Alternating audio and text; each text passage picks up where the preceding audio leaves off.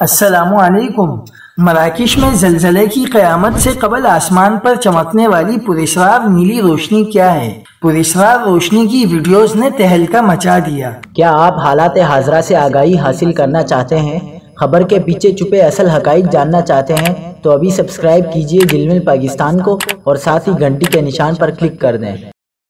آپ کو بتاتے چلیں کہ ہفتے کی صبح مراکش میں آنے والے زلزلے سے عرب دنیا ابھی تک صدمے میں ہے، جس میں اب تک 3000 سے زیادہ افراد لقمہ اجل بن چکے ہیں۔ مراکش کے شہر اگادیر میں آئے زلزلے سے عین قبل افق پر ایک پراسرار نیلی روشنی چمکی تھی۔